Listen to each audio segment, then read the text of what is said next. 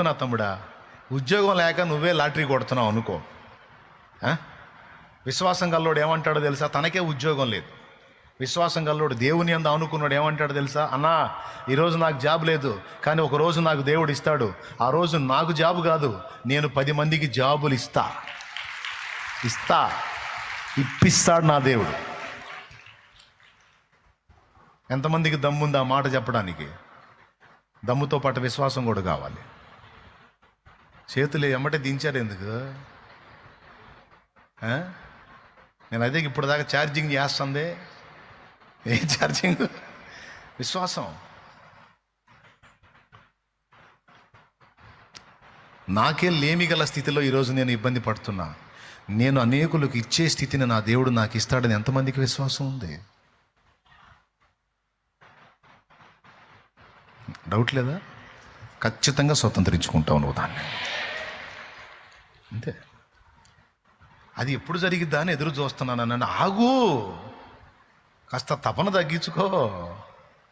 విశ్వసించావుగా, ready చేయాలిగా, నీ ముందుకు ఆ సీన్ రప్పించాలిగా, అది నీకు అప్పచెప్పాలిగా. కొద్దిగా టైం టేకింగ్ అన్నమాట. ఆకాశ నక్షత్రాలంత సంతానాన్ని ఇస్తానన్నాడు, ఎమ్మట ఇచ్చాడా? వెంటనే ఇచ్చాడా? ఇవాళ కొద్ది టైం తీస్తుంది. నెరవేరింది. నేను చెప్పినవి కూడా నెరవేరుతాయి.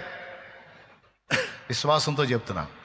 నువ్వేమో మమ్మల్ని ఓదార్చడానికి చెబుతుంటావు ఇట్లాంటి మాటలు, విన్నప్పుడేమో బాగానే ఉంటుంది, మళ్ళీ ఇంటికి పోగానే మా ఏడుపు కొట్టు బతుకు మాకు మళ్ళీ అదే అవుతుందండి.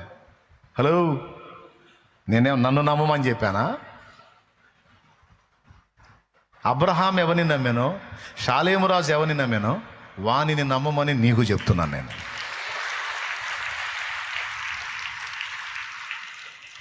కానీ గుర్తుపెట్టుకో, ఒకనాటికి నువ్వే రాకపోతే అప్పుడు అడుగు, వస్తావు. అవి భౌతికమైనవైనా, మానసికమైన మానస సంబంధమైనవైనా, ఆత్మ సంబంధమైనవైనా నా తండ్రి నీకు ఆ కృపనిస్తాడంతే. ఇంక అయిపోయింది మీ ఓపిక. ఇంక లేచి నిలబడండి.